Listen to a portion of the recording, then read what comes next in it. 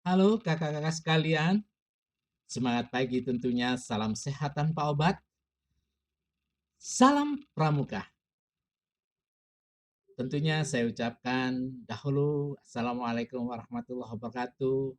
Salam, Om Swastiastu, Namo Buddhaya, salam kebajikan dan rahayu tentunya. Hari ini kita akan memasuki perkuliahan tentang pendidikan pramuka ya, kepramukaan. Istilah-istilah itu nanti kita betulkan pada suatu saat kita masuk di dalam ruang kuliah. Yang jelas hari ini Kak sekalian kita akan melakukan kontrak kuliah. Di mana kontrak kuliah ini adalah kesepakatan kita bersama untuk mengkaji bersama apa yang akan kita dapat nantinya di dalam kegiatan perkuliahan nanti. Ini selebihnya akan saya buat untuk kakak sekalian untuk bisa memahami langkah-langkah atau sekuen apa yang harus kita lakukan dalam kegiatan perkuliahan ini. Kakak sekalian yang budiman, para mahasiswa yang sangat luar biasa, tentunya nanti akan kita lihat semacam ini kontrak kuliah itu. Yang pertama, Kak sekalian, model perkuliahan ini online karena kita masih didera oleh pandemi COVID-19 yang menjadi suatu global problem, problem dunia. Tentu kita memahami bersama dan sembari kita berdoa kepada Tuhan. Mudah-mudahan COVID segera uh, menjauhi negeri kita atau hilang lenyap di dunia ini sehingga akan memberikan nilai-nilai yang bagus kepada uh, jalannya kehidupan di masa yang akan datang. Kakak sekalian yang berbahagia, ada piranti yang kita gunakan nanti selama kegiatan online itu. Antara lain ada Zoom, Meet, dan semuanya akan bisa dilihat di dalam Perlinda untuk pengumuman-pengumuman atau topik-topik apa yang dibahas di setiap harinya. Oleh karenanya saya memohon saudara-saudara sekalian untuk set in dan sit in di Perlinda sehingga Anda bisa uh, ya bincang santai di sana untuk melihat perkembangan perkuliahan kita. Para mahasiswa yang budiman, kakak-kakak pramuka, nanti kita menggunakan juga YouTube ketika saat unsynchronous ya. Uh, YouTube digunakan untuk mengatasi ketika kita online kadang-kadang ada internetnya jadi hubungan di internet itu unstable jadi tidak stabil sehingga nanti bisa menggunakan YouTube atau backup lainnya sehingga Anda secara mudah memahami karena tidak terganggu oleh sinyal yang kurang stabil itu. Kalau sekalian, nanti asynchronous itu adalah apa yang kita dapat bisa dipelajari, dilihat, dicermati kapanpun dan dimanapun. Kakak sekalian yang berbahagia, tentu buat kelompok dong. Kelompok untuk apa? Untuk kita berkomunikasi, sarana komunikasi kita yang paling murah, efektif, efisien adalah WhatsApp. Kita punya WhatsApp, di situ kita bisa dijadikan ladang komunikasi, kemudian juga bisa digunakan wahana untuk saling tanya jawab. Tentu kakak-kakak yang buat, kemudian saya ikut serta. Tapi ada cerita yang sangat mengembirakan. Ada kelompok mahasiswa yang justru progresif dan sangat aktif kelompok itu. Selalu mengundang saya pada jam kuliah. Katanya demikian, Kak, sudah waktunya kuliah, sudah saya sediakan Google Meet yang di waiting room sudah ada 14 orang. Silakan kakak buka join with us katanya demikian. Wah, saya langsung bisa ikut serta. Baik kak sekalian yang saya yang saya hormati, presensi itu nanti menggunakan Google Form, saya kirim malam biasanya biar bisa setelah mengikuti itu karena nanti di Google Form saya sertakan juga beberapa tanggapan suatu misal begini. Setelah mengikuti pembelajaran tadi apa yang dipetik oleh saudara-saudara Anda membuat jawaban terbuka ya dalam beberapa paragraf.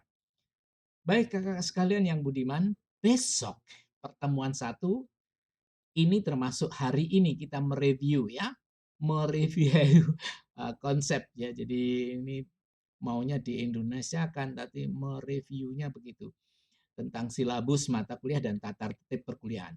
Dan ingat bahwa rencana perkuliahan itu harusnya berkembang ya. Setelah kita melakukan studi dan sebagainya, perkembangan pramuka, kepramukaan yang bertubi-tubi tentunya harus diratifikasi atau diikuti sehingga nanti tentunya akan ada perubahan-perubahan juga di dalam materi-materi sajian.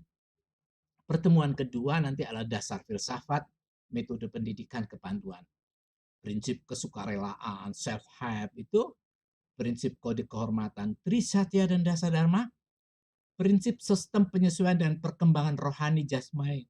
Dan kita tengok ya sebagai rujukan adalah anggaran dasar dan anggaran rumah tangga gerakan pramuka. Kakak sekalian yang berbahagia, kemudian pertemuan ketiga itu adalah sejarah kepanduan. Bagaimana kepanduan masuk di Indonesia. Kemudian perintis kepanduan dunia, tentunya kita berbicara Lord Robert Baden-Powell of Chilwell. Dan tentang kisah-kisahnya seorang letnan jenderal dari Inggris itu bagaimana bisa menghadirkan pramuka di dunia. Kemudian gagasan pendidikan kepramukaan, kemudian berdirinya Kepanduan Nasional Indonesia dan sejarah berdirinya Gerakan Pramuka. Jadi ini berbicara histori pada agenda ketiga. Kemudian yang keempat, pertemuan yang keempat adalah 5 faktor pendidikan kepanduan. Nanti apa saja ya? Dasar dan tujuan pendidikan, pendidikan anak didik, lingkungan pendidikan, dan bahan pendidikan. Nah, nanti ada perkembangan-perkembangan dikaitkan dengan munculnya berbagai metode. Jadi pendidikan di pramuka itu ada kecenderungan untuk memilih beberapa uh, metode. Bisa andragogi, bisa pedagogi, bisa hautagogi, bisa cybergogi dan sebagainya. Ya, ini nanti yang akan kita pelajari bersama-sama. Pertemuan kelima. Jadi kita berbicara tetap organisasi pramuka, itu berbicara struktur organisasinya. Kemudian peran majelis pembimbing. Majelis pembimbing itu berperan apa? Kemudian fungsi kuartir-kuartir dan gugus depan. Jadi ada kuartir cabang, kuartir daerah, dan kuartir nasional. Ya, kemudian itulah yang akan kita bicarakan di pertemuan ke-6, Kak sekalian, ialah berbicara tentang kiasan dasar. Bisa basic image, bisa macam-macam ya. Ada istilah-istilah tentang foundation activity itu harus didasari oleh dengan kiasan-kiasan. Tentunya itu akan kita bahas. Kemudian sistem dan metode, kemudian tentang kesukarelaan, janji ketentuan moral, sistem beregu, kemudian ada merit badge atau tanda kecakapan, permainan pendidikan, kesesuaian jiwa, keprasahajaan hidup. Ini perlu diterapkan bahwa ada adik mengatakan bahwa simplek verisigulum, keprasahajaan hidup itulah yang benar. Kemudian perkembangan cipta rasa karsa di dalam gerakan pramuka itu apa saja. Pada pertemuan berikutnya adalah 7 gak sekalian, yaitu administrasi dalam kepramukaan. Mengapa ini diberikan? Karena kakak sekalian ini nantinya adalah jadi seorang pembina. Karena kakak-kakak berperan sebagai seorang pendidik dan guru tentunya harus mampu mengadministrasikan aktivitas gerakan pramuka. Oleh karenanya ini perlu diberikan kepada kakak sekalian sehingga menjadi sebuah jalinan alur yang paling bagus karena surat menyurat itu dipentingkan. Di sisi lain tentunya setiap surat menyurat itu ada hal-hal yang istimewa. Di dalam pramuka biasanya di paling atas setelah kop kepada yang terhormat titik-titik itu ada tulisannya salam pramuka dan sebagainya. Itu nanti akan kita gunakan sebagai konvensi kita dikala kita surat menyurat sesama pramuka. Kemudian agenda ke-8 ujian tengah semester. Jadi ujian tengah semester itu ada yang pertemuan 1, 2, 3, 4, 5, 6 hingga ke-7 sekalian. Kemudian kita menginjak semester berikutnya di pertemuan 9, yaitu berbicara fungsi dan peranan kepramukaan dalam proses pendidikan bangsa. Kontribusi pramuka di dalam kebangsaan itu apa? Itu nanti yang akan diungkap. Kemudian tugas pokok ya, ini tugas pokok dari gerakan pramuka, pelaksanaan pendidikan kepramukaan dan sifat kepramukaan itu. Bagaimana? Lanjut pada pertemuan 10, yaitu falsafah kepramukaan. Tentunya di sini ada Pancasila, Trisatya, Dasar Dharma. Karena apa? Di dalam Trisatya itu di dalamnya ada Pancasila dan Pancasila itulah yang menjiwai dan tentunya Pancasila itu inline dengan apa yang diungkapkan di Dasar Dharma. Kemudian kita akan singgung juga tentang ADART. Kemudian pertemuan 11 sekalian, ini menyangkut masalah first sight, kalau kita pertolongan pertama pada kecelakaan. Mengapa ini diberikan? Karena tindakan-tindakan pertolongan pada kecelakaan ini harus dikuasai oleh seorang pramuka. Bukankah pramuka adalah orang yang mampu memberikan pertolongan? Pembalutan, ya. Jadi bagaimana pembalutan, kemudian bagaimana memasang spalet, kemudian bagaimana membuat drug bar, dan bagaimana kita mengangkat seorang pasien itu sehingga pasien itu merasa enak ketika sakit itu berkurang rasa sakitnya. Bagaimana kita membuat situasi menjadi hospitality. Kemudian Kak sekalian, pramuka tidak lepas dari teknik-teknik. Bagaimana kita menggunakan api unggun, apa dan bagaimana serta apa fungsinya.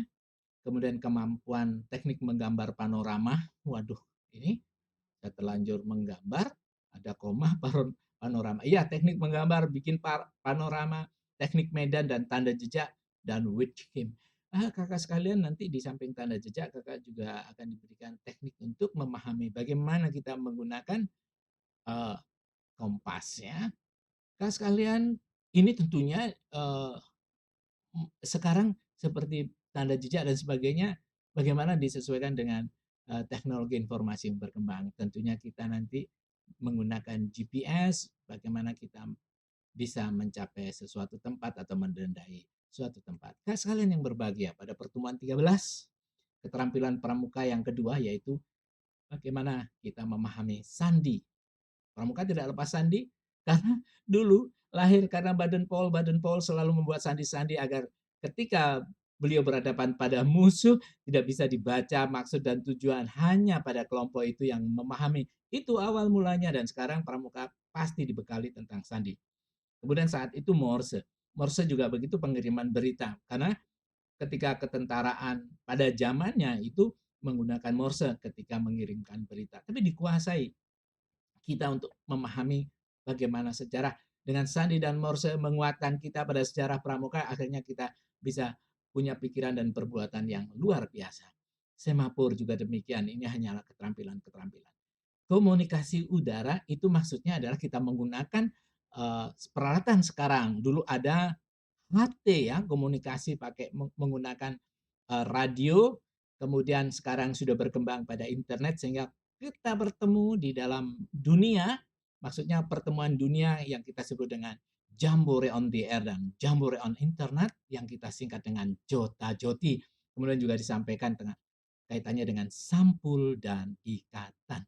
Kemudian yang ke-14, saudara-saudara, adalah keterampilan pramuka yang ketiga, yakni pemahaman kita tentang upacara gerakan pramuka, kemudian berbaris dan bentuk barisan serta lagu-lagu pramuka ya.